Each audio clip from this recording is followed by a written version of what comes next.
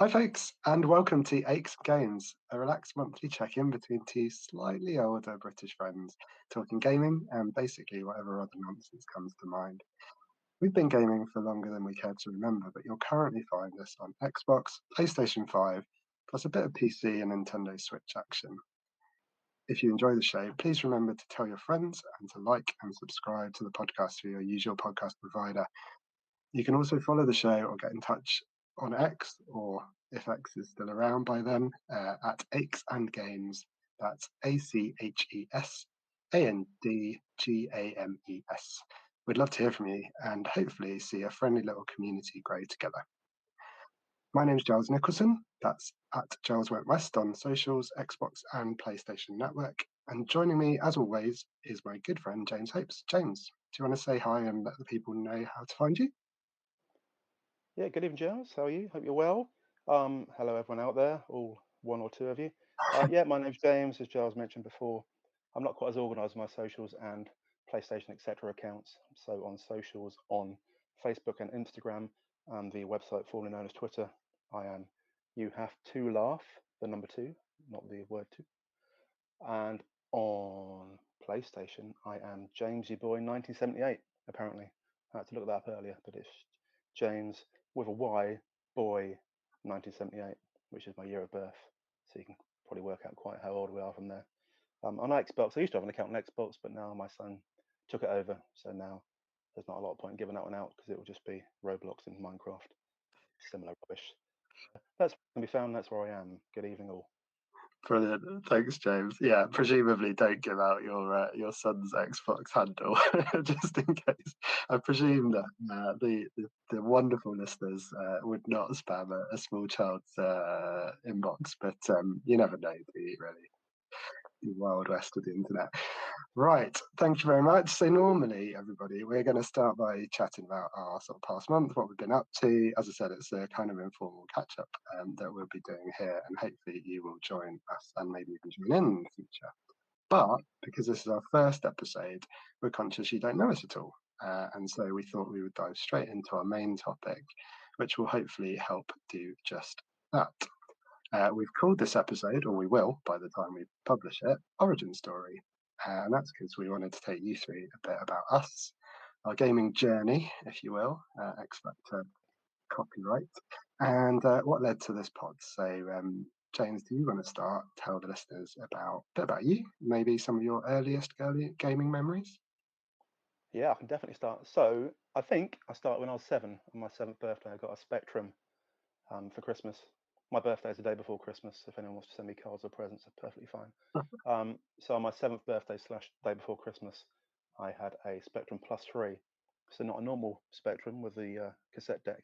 The Plus 3 had a nice disk drive, so it was quite posh at the time. So Yeah, that was my first ever computing slash gaming experience.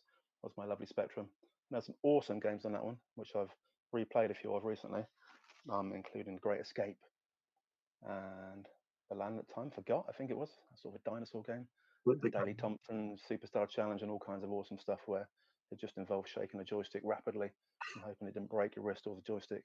So that's where I started off. And then I moved on to an Amiga a few years after that one. I remember begging my parents every year, showing them pictures on the back of boxes when games used to have boxes, where you showed them the graphics from different formats. And the Spectrum was always sort of black, white, and green, and the Atari ST and the Amiga was always multicolored and looked awesome. So after a lot of begging, I finally got an Amiga. Then I moved on to a PC, had an Atari Lynx in the middle of there somewhere, and then various other bits and pieces with Xboxes and PlayStation 2s and all kinds of odds and sods. cool. So you started with the Spectrum as well. I think there was a Spectrum. Although it sounds like yours was kind of fancier than mine. Mine was definitely the tape version. But I don't know if the Spectrum or the Oric came first, but they were kind of similarly crap, really. Hmm. But I lovely. had a, I had a, I had a friend who had a Spectrum with a rubber keyboard, the Yes. original 48K Z Spectrum with the rubber keys. So that's what probably got me into gaming because my friend had one of them. It was awful, and every time you wanted to load a game, it took like 15 minutes, and you get to the last little screechy noise, and then it wouldn't load at all, and you start all over again. But I went for the disk drive because it's much easier and much cooler. there's presumably no one listening. Well, there's no one listening, so Yep, for a start, easy. that's quite handy. Hopefully, as well, as we kind of get semi-competent at this whole podcasting business. But yeah, there's presumably no one listening under 40 who recognises any of this sort of rubbish. But you would literally like load a tape that would screech at you, and as you were loading up. You said you got the disc version, and yes, they were very very basic games back then, but good ones. What were the three you mentioned? You said Daley Thompson. I remember that one. Yeah, The Great Escape is very much a free color escape thingy. It's based on a film, obviously, trying to Oh, escape in the which film? war from sort of a prison cell. The one called The Great Escape, geez, weirdly. And you used to have to dig a hole, I think, in a cell and try to burrow your way out. I think, but it was a long, long, long time ago, so it might have not been that at all.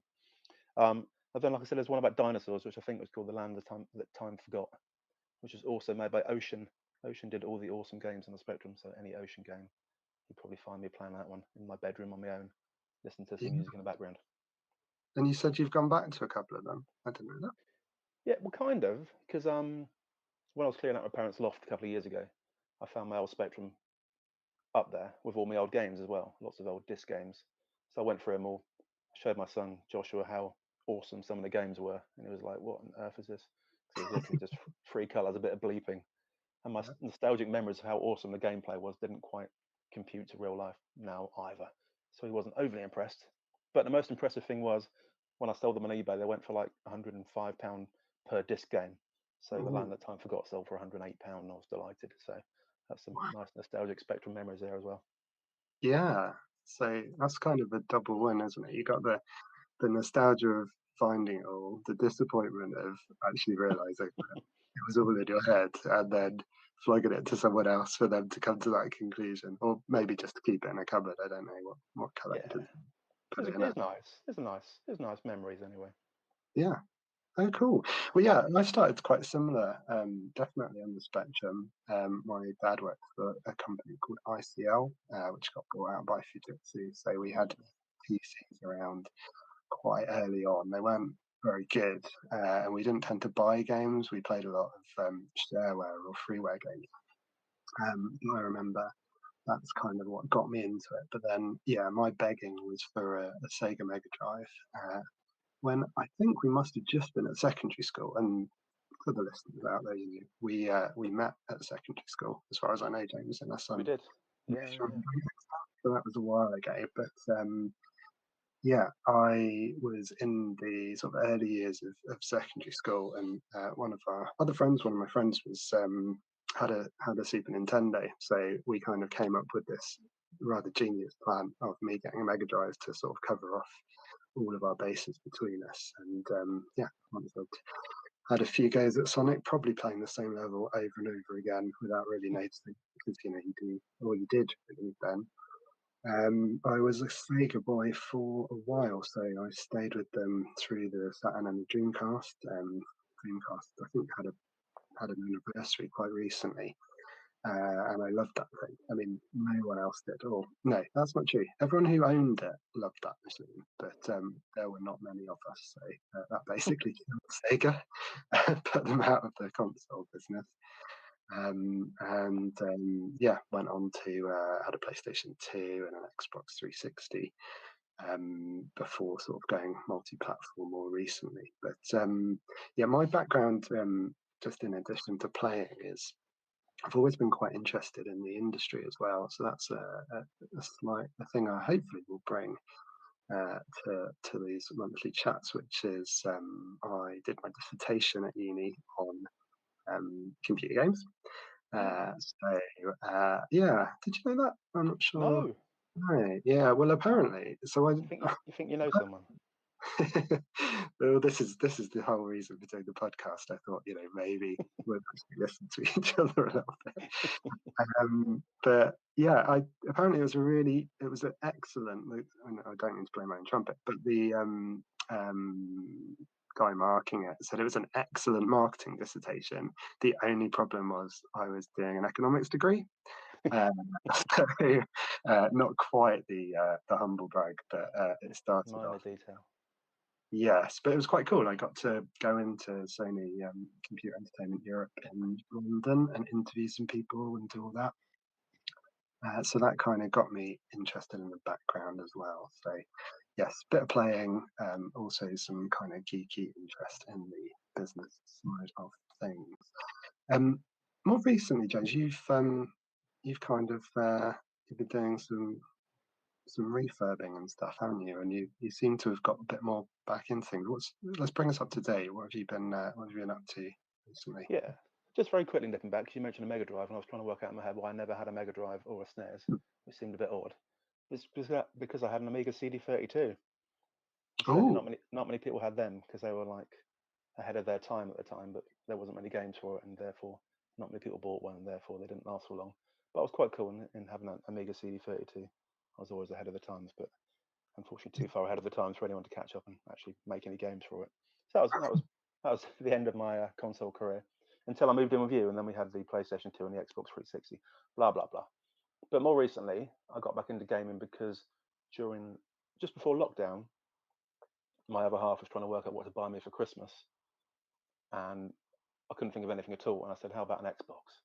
I did a bit of research and worked out that Xboxes were a bit more technologically advanced than the PlayStation at the time.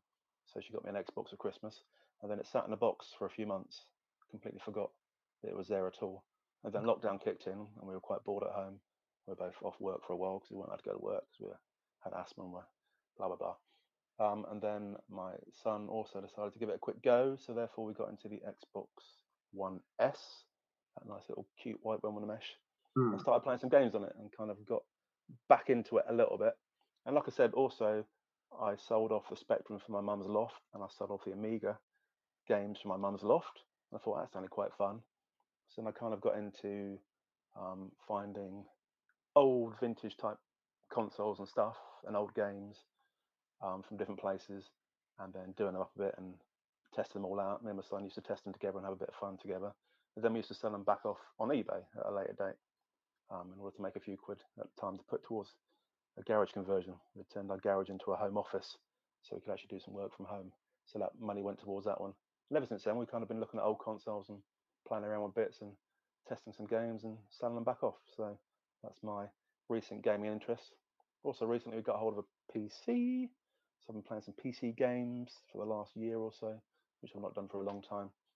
And then I resisted getting a PlayStation 5 for quite a while.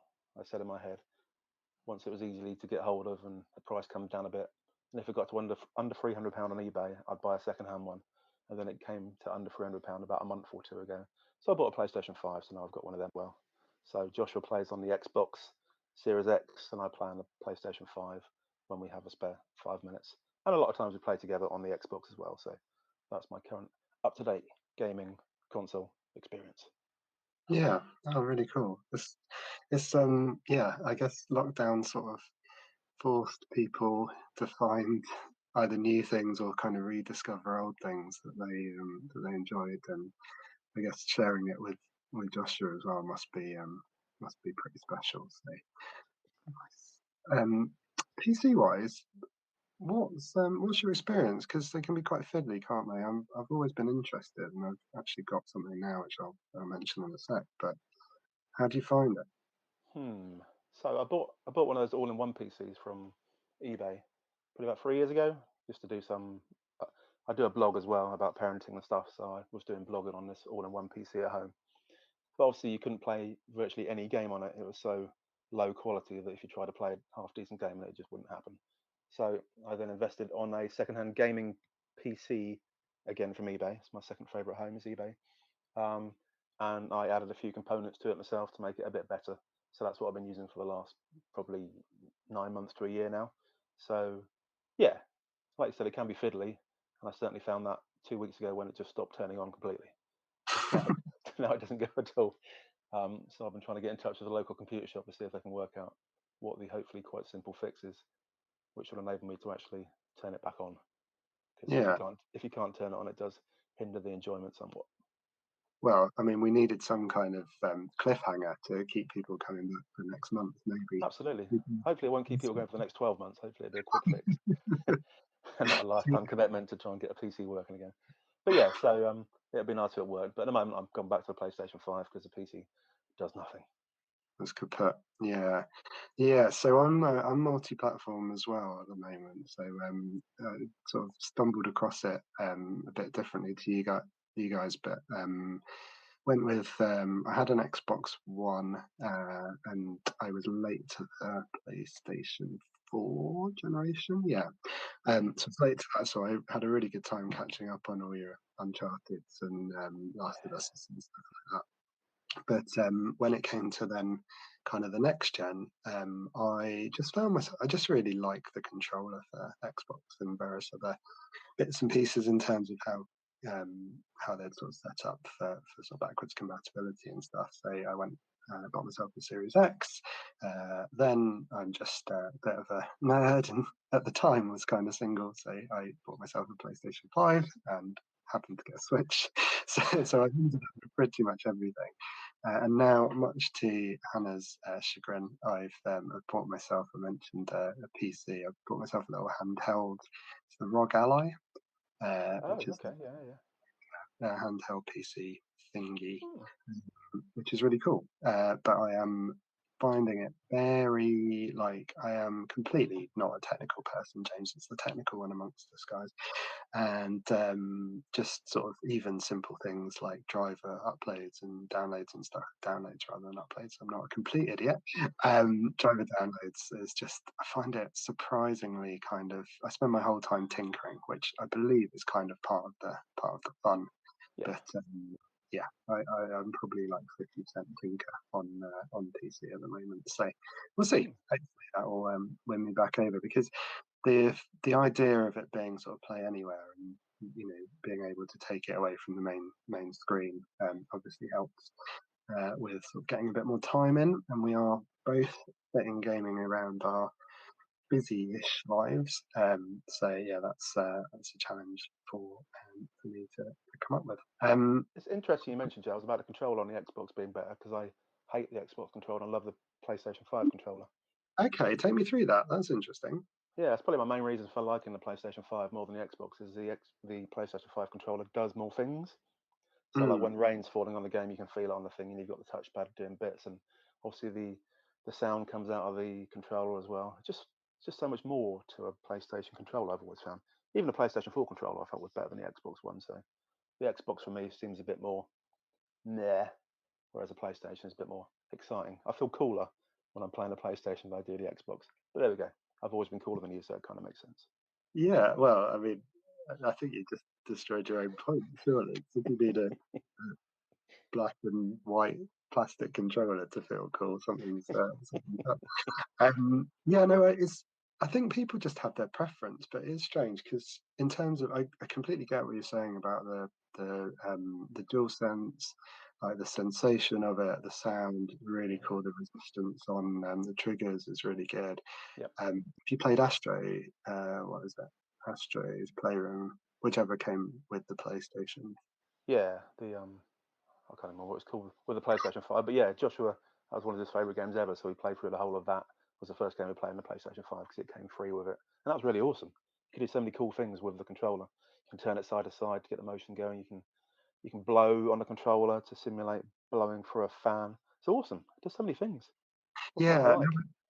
I loved all that stuff, but just feel wise, I don't know if it's like the weight or the balance or it's the offset thumbsticks on the Xbox. I just prefer it. So, oh Hmm. well. And We'll even see.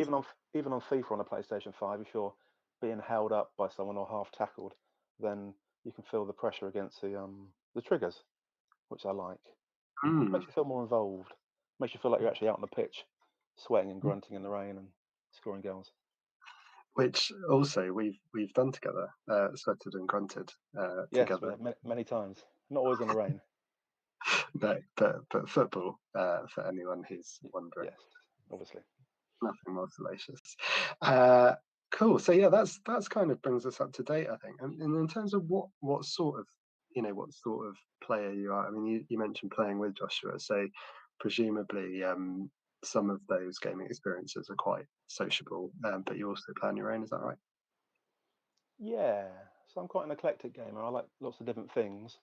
So when I'm on my own, it sounds really sad. I tend to still play FIFA. because I like the challenge of career mode. You get to pick a player and then you just play as that player for your whole career. And I think that's quite fun. It's a bit easy, but it's good fun. Um, but I also got together, not got together, I played with my wife on Uncharted and The Last of Us. So we enjoyed that together. It's sort of like watching a film, but playing through it, and we were giving each other advice as we went through the games, and that was really interesting and quite emotional in some ways. The Last of Yeah. Us, as anyone who's played it will know, especially the second one, which is quite harrowing in the first few minutes, and then lasts for about 12 hours of constant gameplay. So Yeah. we played that together. I both enjoyed that one, and then me and Joshua, my son, also play two-player games on the Xbox sometimes. So I can mention a few of those if you want me to, Giles. Yeah. Go for it if you want to know. Thank you very much for the opportunity. Um, Weirdly, when I was doing a list earlier, most of them end with the number two.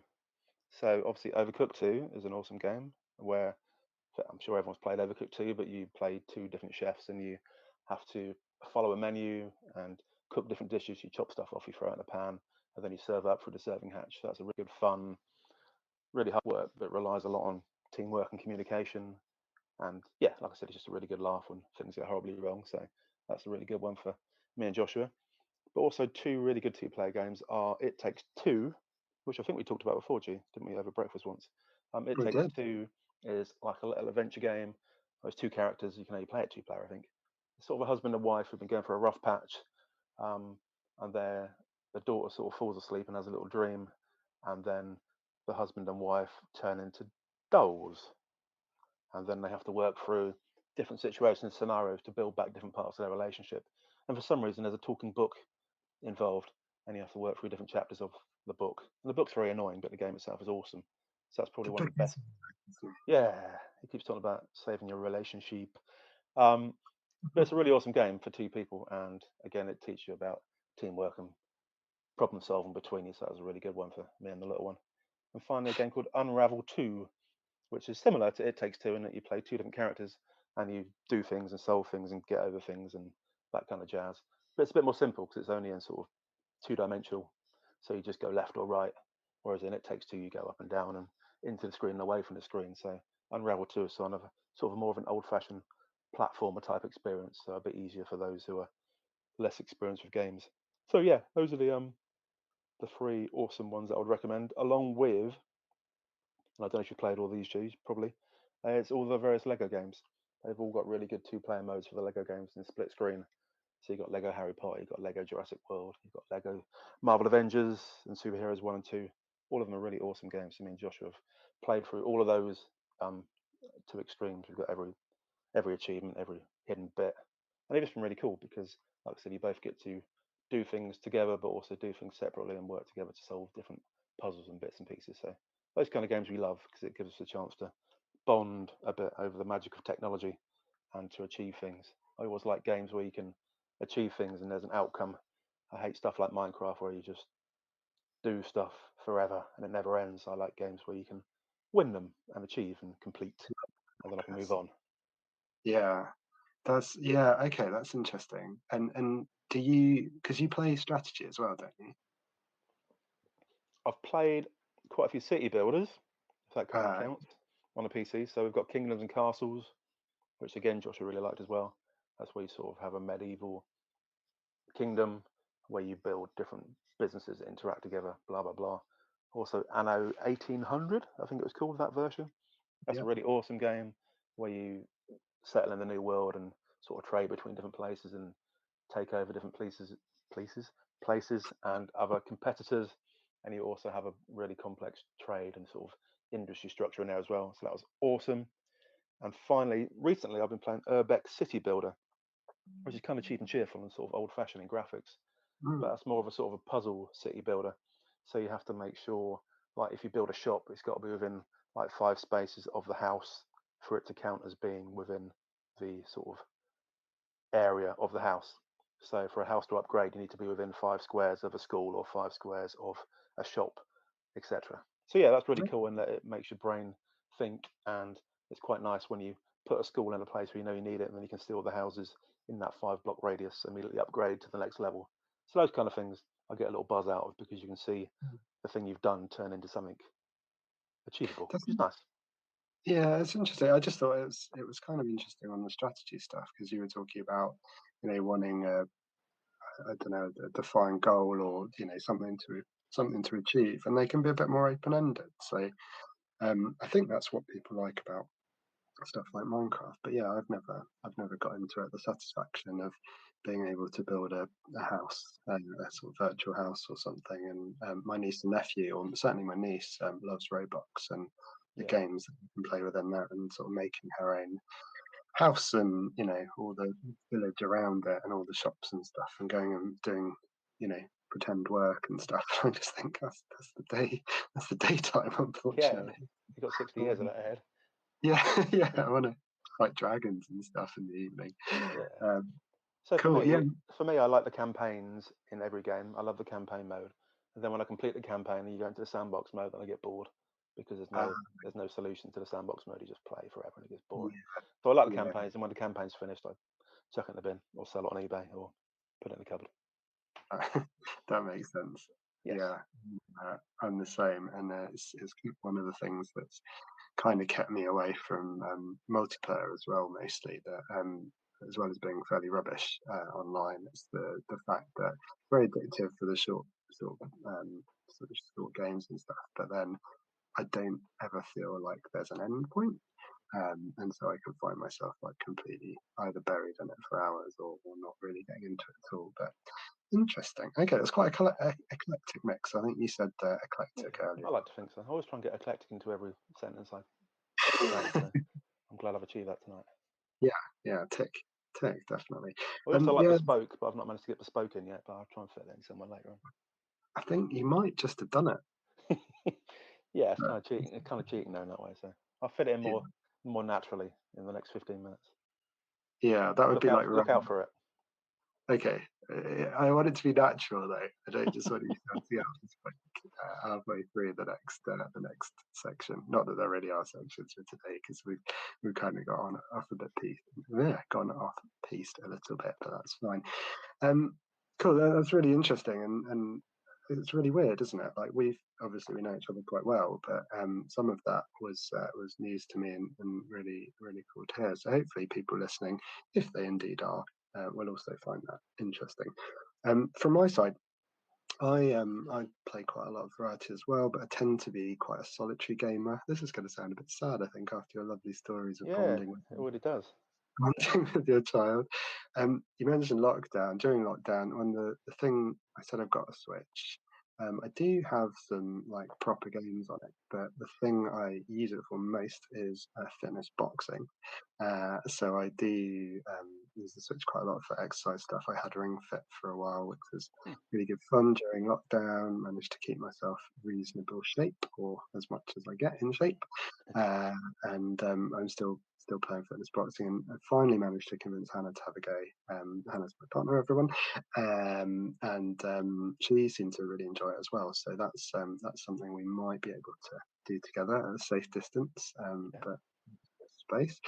And yeah, you mentioned some of the two-player stuff. Funnily enough, we tried It Takes Two, and I loved it. But Hannah's not a. No, she played a lot when she was younger on like 2D type stuff, Mario, things like that. Hmm. But just cannot cope with the third dimension at the moment. So It Takes Two we found quite hard. So you played it with Joshua, you said? Yeah.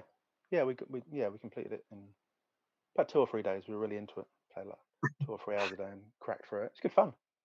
Yeah, okay. I was gonna ask you if you found it relatively straightforward, but we Yeah.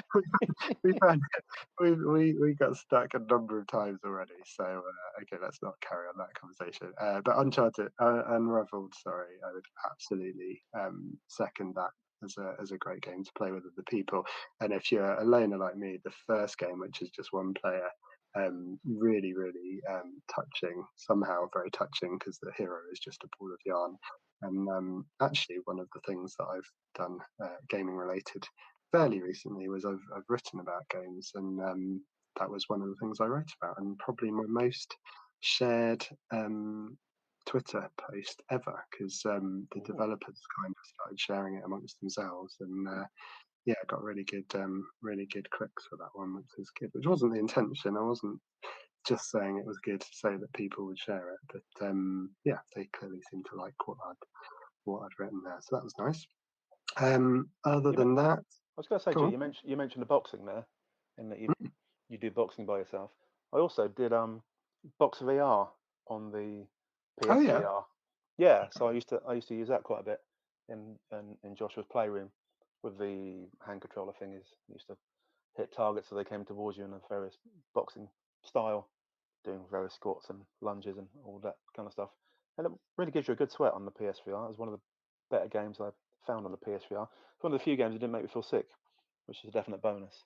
As someone who yeah, suffers from motion sickness, a lot of games on the PSVR and now the PSVR 2, which I've also got because why not? Um, Quite a few games make me feel a bit queasy within a few minutes, but those kind of games where stuff just comes towards you is a lot more manageable. So yes, we have a thing in common with the boxing, which is a yeah. bit, probably a bit sad, but yeah, something common. So there you go. Well, that's nice. It's good to find common ground. Yeah, at least we're not boxing each other. When we get to that stage, that'd be a lot worse. No, no. Although we are going away together quite soon, aren't we? So maybe we could do a nice workout. Yeah, maybe. No, no, I didn't think it was going to happen. Yeah, I've not. What have I done in VR for exercise? I think I've stayed away from it. I just find that the things all messed up and I get too sweaty. But Beat Saber's supposed to be brilliant if you fancy Yeah, some yeah. No, exercise. I downloaded that recently, so I've got to give that a go. Plus, I've got Oh the PSVR 2 now to see if it's any better, and the screen is much better, and it feels a lot less hot. Weirdly, 'cause okay. instead of having that foam with a nasty peeling plastic rubbish over it, it's now much different. So it's all sort of more plasticky, more concertina. It's like playing a accordion somewhere somehow. So you get a lot less sweaty and it feels a lot less imposing around your face. So I prefer it. Some people don't, but I much prefer the PSVR 2. So yeah, that's a bit of Yeah. money half well spent. Do continue. My apologies. No, no, that's fine. I just hope that they support it really. I know another friend of ours, Craig, is um, not the local one. I won't say his surname because I just realised that he likes to likes to keep quite quiet. That sounds really weird. If you're listening, just ignore this bit. But Craig, you might well be listening. In which case, I know you've got a PSVR too, and I'm really interested to hear from you, see what you Okay. thought as well. Right, okay, let's get back on track because we said, or maybe we didn't say, but we're aiming for sort of 45 minutes to an hour each time, and we're kind of coming up on that. We've got a few other bits to cover off, so hopefully that will give people a bit of a flavour anyway about how we sort of got here, why we're here talking about games, and really, as I said, it's the idea is for the podcast to be a kind of place where we can catch up, discuss hot topics, and I mentioned my interest in some of the industry side. It will get James's hot takes, or probably complete lack of interest in what I'm about to do, which we hope is representative again of people listening, and we'll try and make it interesting. And James can be my little what's it called, bellwether for that. But we're going to share what we've been up to and make the odd recommendation or two, as we've just done. So that kind of brings us quite up to date. You talked a bit about what you've been playing, James. Was there anything else that you've played recently that you have enjoyed or hated and wanted to warn people off? Oh, not too much. Like I said, I've been getting into FIFA again recently. Since Nice. I've got the PS5, so that is Who's your team? obviously a huge lot better than it was on the PlayStation 4. And like I said, the controller features are quite cool. And like I said, when people grab you, you feel it against the triggers, which is nice.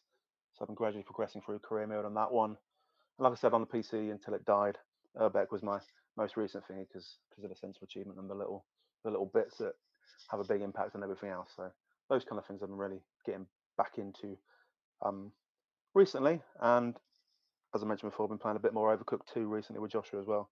There's been various expansion packs over the last year since we played it properly last time. So there's a few different fun ones. There's like a winter edition with hot chocolates and little bits of mulled wine and all that kind of stuff as well. So that's been really fun. But kind of looking forward to the remaster of The Last of Us 2 on the PlayStation 5, just to see how much more awesome it is than the original. I mentioned before that me and Sarah played through The Last of Us Part 2, and she was always really keen to see The Last of Us Part 1, although at the time it wasn't called Part 1 because it was just The Last of Yeah. Us. Um, so, yeah, so I'm trying to get hold of a cheaper version of that on the PlayStation 5. I'm really tight, so I always wait until a game gets to an affordable value on the PlayStation 5 before I buy it. So that's going to be my next upcoming one, so we can work through The Last of Us Part 1 on the PlayStation 5. So that's my excitement for the new year. Maybe I'll get it for Christmas, who knows? So that'll be something Yeah, fun to work through again.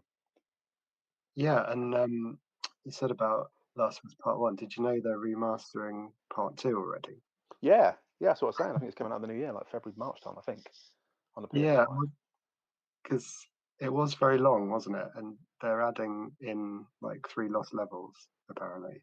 So they decided it wasn't long enough already. They were gonna shoehorn in some more stuff. But I it is remember you awesome. mentioned at the time because you had played it before me, and then we had a conversation on WhatsApp about how far me and Sarah had gotten it, because it felt like it was coming towards a conclusion. For those who have played it, she sort of went back home, hanging around with the kid in the house, and it all looked like it settled down, and everyone was going to have a happy ending. And then We'll there's try and keep great. another like 5 hours of gameplay appeared after that one. So yeah, a very long game, but very good game, and it was, Yes. like I said before, an emotional roller coaster. Yeah. I like an emotional roller coaster, but I found The Last of Us pushing my buttons a little bit. But yeah, I've been struggling to find something to settle on recently. So I played there's a game, I don't know if I'm going to pronounce it correctly, but you mentioned being quite tight. I would say frugal. So I tend to play a lot of stuff through the subscriptions. So I've got Game Pass. I've also got the PlayStation sort of equivalent broadly, the top tier, sort Yeah, of by mistake, really. I think you have as well, haven't you? yeah, because again, it was very cheap on eBay. Yeah. Well, maybe we can start affiliate links and stuff and make loads of Yeah, cash. maybe. That'd be nice, wouldn't it? But yeah, so I've been playing Jusant on Xbox on Game Pass, which is a kind of really chill climbing game, which sounds possibly quite weird, but is really it's a puzzle game, but the puzzle is how to get up this massive kind of cliff, and then the story is all told through kind of logs and diaries and stuff. So it won't be to everyone's tastes. If you're after something quite fast paced, it's not really that, but it's really, really beautiful game and very sort of atmospheric. I've never successfully climbed anything because I've got arms like a T-Rex, um, but getting to the top of that mountain in Tucson, and again, not trying not to spoil it, but getting to the end of that game, it was excellent. There was one level in it where I was really absolutely cursing it, and having sort of up to that point, I was like, this is just a top tier experience. And then there's one level where you're supposed to be kind of navigating, like using the wind to sort of get an extra distance on your jumps and your grabs for your hand, the next kind of holding point. And I wonder if we hated it so much because I think they've now introduced a colorblind mode, and Ah, I just didn't know where I was going on that level. And I am colorblind, listeners, so I suspect it's because I couldn't tell the difference between places that I was supposed to grab and places that I wasn't. The most frustrating experience I think I've had in a long time.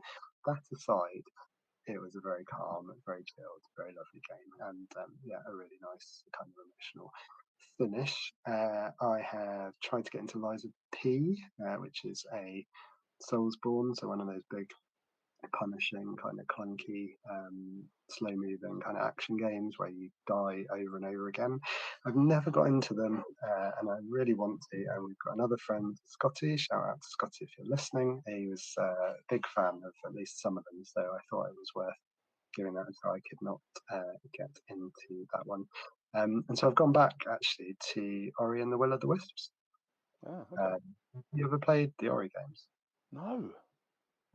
So they're, well, depends if you like platformers, I suppose, but they're sort of puzzle platformers. Really, really cute. In Game Pass, Will of the Wisp was the second game. It's probably about 4 or 5 years old now, but I got stuck at a point and just gave up on it, and I kept meaning to go back, and I finally, having gone back like three times, I finally just defeated a boss who I was stuck on. So I should be playing more of that. I would have thought. That is a nice Um, feeling when you achieve something after ages of trying to. Just on Unravel 2, yeah. the actual campaign's fairly straightforward and nice. And then there's like these special bonus levels. Some of them are horrific. I mean, Joshua were literally jumping around the house in anger and frustration. We kept trying to repeat this level time and time again for hours and days on end. But it's a nice feeling when you finally complete it a bit at a time. Not quite so much enjoyment. Yeah. I was gonna say also, I forgot to mention, I tried to get into some of those like thriller, horror type games. So Until Dawn, Mm, that was interesting. So I tried that one, and I even tried to really increase the jump scare by playing it with a headset on, like one of the wireless headsets in a darkened room, just to really ramp it up. That was quite yeah. fun. There's some jump scares in there. And also recently, in the last couple of weeks, I started playing The Man of Medan. Is it pronounced? Mhm. Yeah. Yeah. So I've got about an hour into that one now, and that seems quite fun so far as well. So it's nice to One play it on like the nice to play at 1 in the morning when you're trying to get to sleep, and then you sort of scare yourself half to death, and then think about it all night. So yeah, good fun. So those are the kind of things I've been getting into a bit recently. is Man of the Medan? Is that the one on the boat? Or Man of Yes, Medan? yes, it Yeah. does start on a boat. Yes. Okay. Yeah, I've played that. That was fun. I actually tried to play that with Scotty because there's a like a two-player version, or I don't know if we were remote or if we happened to be in the same place. But Oh, okay. no, we played over the internet, and it was over the internet. I just sound really old to me. I don't know. We played online, I think, is what Yes, people on the describe that on the as. World Wide Web.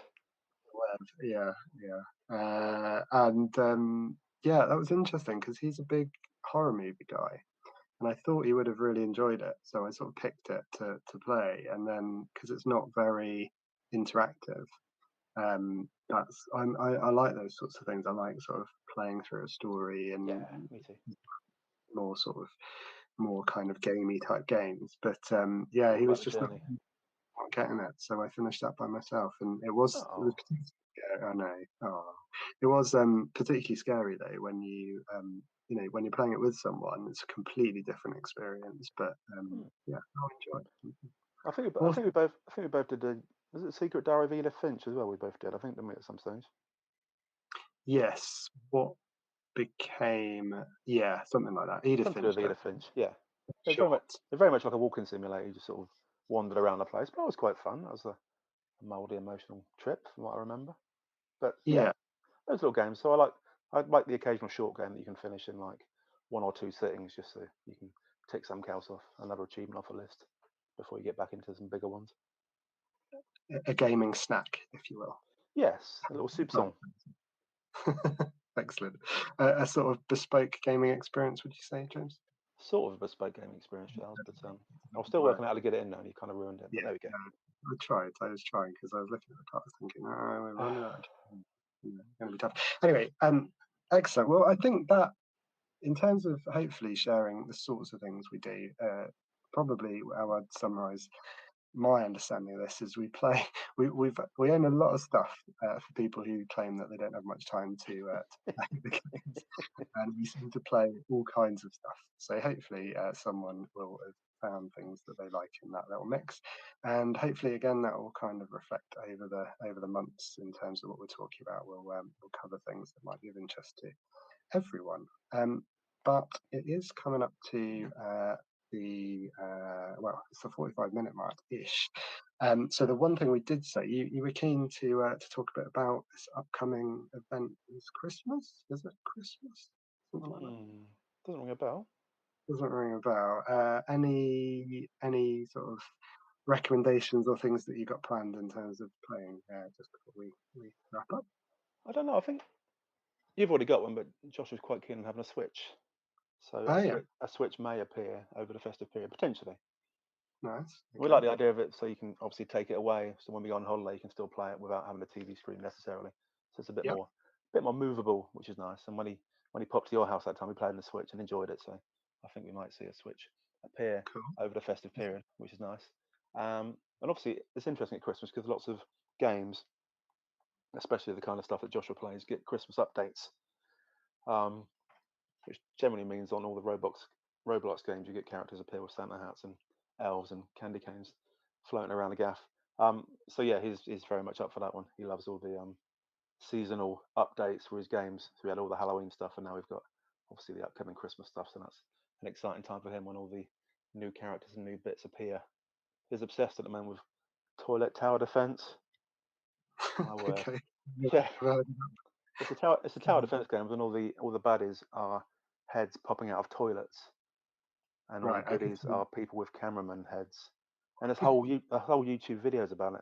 There's whole rendered videos about it, and all the big YouTubers are talking about toilet tower defense and skibbity toilet. So Josh is obsessed with all that kind of crap at the moment. But there we go.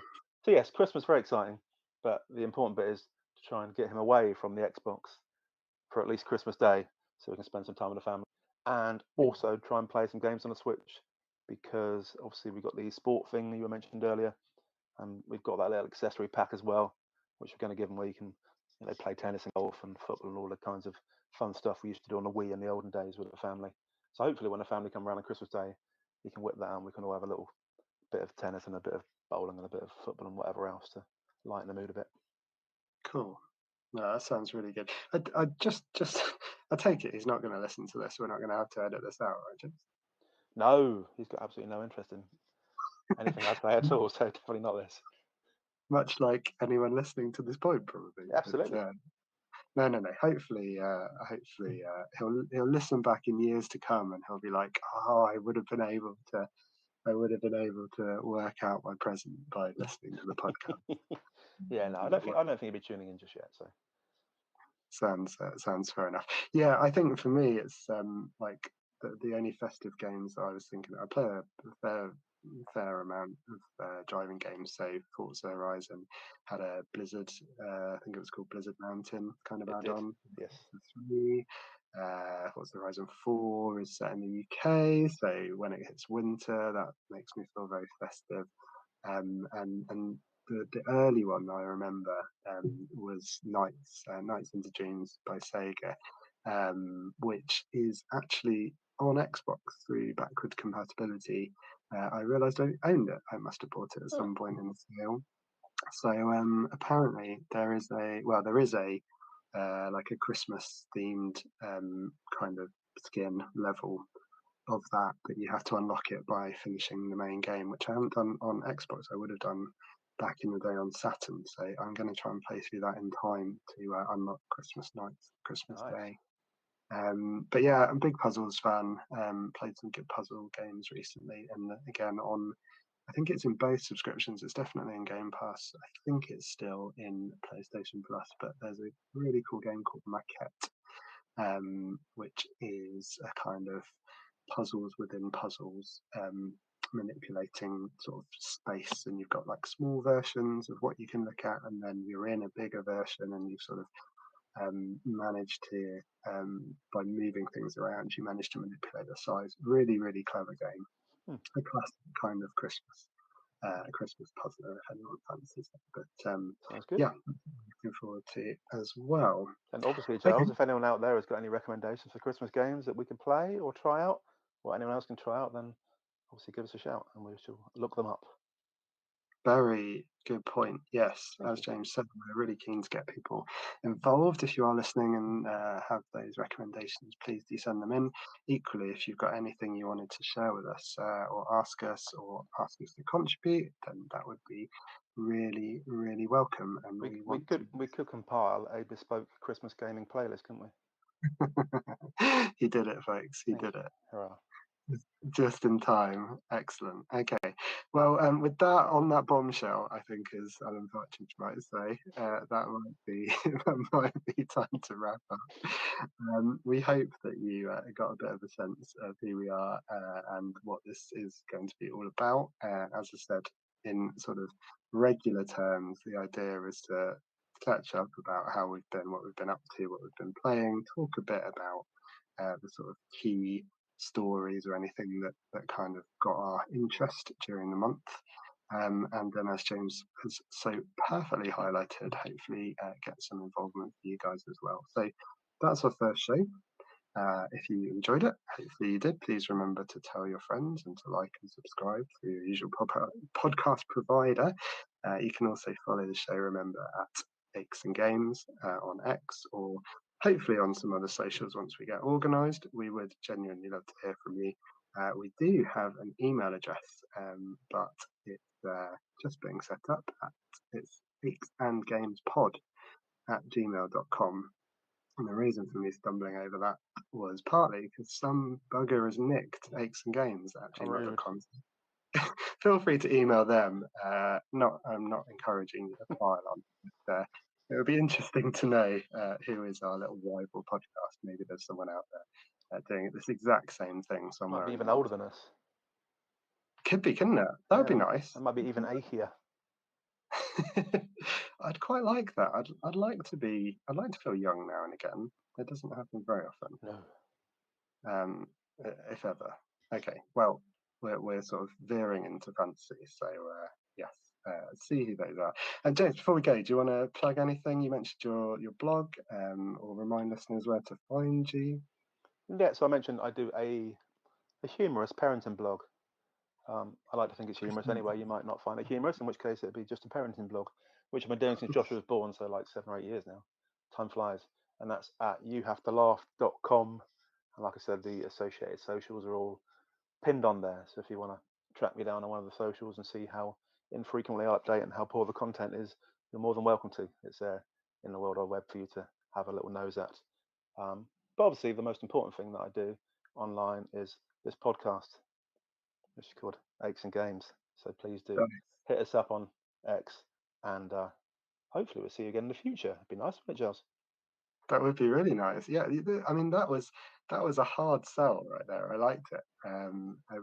Very much appreciated it. And yeah, I'm Giles Nicholson. That's Giles Went West on X, various other socials, Xbox and PlayStation Network. I think with that in mind, we'll see you next month. Planning to land the first Monday of every month for more Aches and Games. Cheers, everyone. Take care. Have a lovely week, month. Adios. Bye.